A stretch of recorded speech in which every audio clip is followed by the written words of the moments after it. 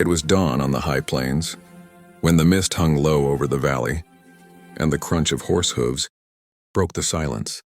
The old rancher, Clint McAllister, rode with his 6-year-old daughter, Elsie, down the narrow path toward the river bend where the oaks grew thick. The golden light filtered through the fog, and autumn leaves swirled around their boots as the world slowly woke from its slumber. It was supposed to be another morning of herding strays and nothing more, but fate had other plans. Elsie's pony suddenly halted, ears pricked, and the little girl pointed toward a large sack beneath a tree. "Poppins, what's that?" Clint frowned, slid off his horse, and strode forward cautiously, his hand resting on the grip of his revolver. When he knelt and pulled back the burlap, the sight beneath froze him. A young woman, barely breathing, pale as frost, her wrists bound, her dress torn and dirt-stained. Someone had dumped her there to die. Clint tore through the sack's ties and lifted her head gently. She moaned faintly, eyes fluttering open just enough to whisper, something he couldn't catch before fading again. The little girl gasped and knelt beside her. "Papa, she's not dead," she cried, tears welling. Clint pressed his hand to the woman's pulse, faint but alive. He looked around. Wagon tracks led away from the scene. Someone had done this deliberately. He carried the woman home against every instinct that told him not to get involved.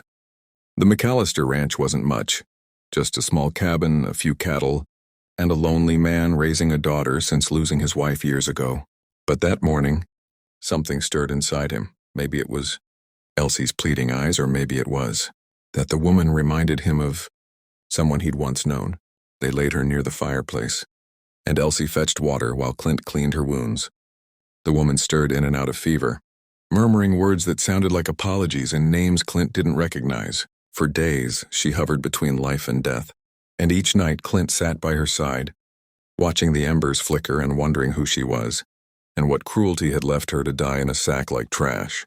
Then one night, when the wind howled against the cabin walls, the woman awoke suddenly, trembling and whispering, "Please, don't let them take me back," Clint reassured her softly. "You're safe here." "Ma'am."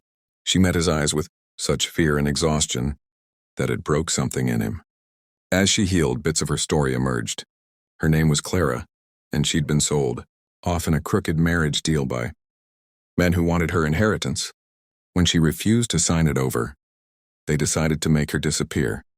Clint clenched his fists as she spoke, his jaw tight with anger.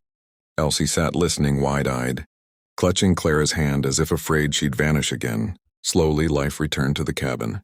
Clara helped with the chores, laughed at Elsie's silly stories, and even began teaching her to sew. The child adored her, and in quiet moments, Clint caught himself watching Clara, the way her hair caught the sunlight, the gentle patience in her voice, and he felt a warmth he hadn't known in years. But deep inside, fear lingered. Whoever left her for dead might come looking. Then one evening, as the sun melted behind the hills, the sound of wagon wheels echoed down the trail. Clint looked up from the corral and saw 2 riders approaching, hard men, faces shadowed beneath wide-brimmed hats. Clara's hands trembled as she saw them from the porch. "They found me," she whispered. Clint's heart thundered. He sent Elsie inside, loaded his rifle, and stood firm as the men dismounted. "We're looking for a runaway," one said with a sneer. "She don't belong to you, cowboy." Clint's jaw set. "She ain't property," he growled. The air thickened with tension. Then came the unmistakable sound of Elsie's small voice from the doorway. Trembling but clear. "Papa, she's Mama." The words hit Clint like a lightning bolt. The men sneered, ready to strike, but Clint's resolve hardened. With one motion, he raised his rifle. "You'll leave this land alive only if you turn around now," he warned, his voice like steel. The men hesitated, but something in Clint's eyes told them he meant it. They spat curses and rode off into the dusk. When the dust settled, Clara ran into Clint's arms, sobbing. He held her tight, his heart pounding with the realization that the child had spoken more truth than she knew. Clara wasn't just someone he saved. She was the missing piece of their broken home, the love he'd thought he'd never find again. Days turned to weeks and peace returned to the ranch. The scars of the past remained, but they became symbols of survival, not suffering.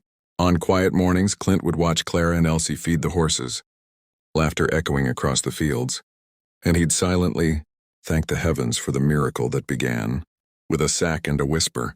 Sometimes the world throws darkness your way, just to see if your heart can still choose light. And that's exactly what Clint and Elsie did. They chose to protect, to believe, to love, even when it seemed hopeless. And maybe that's the lesson for all of us. Kindness can resurrect what cruelty tries to bury.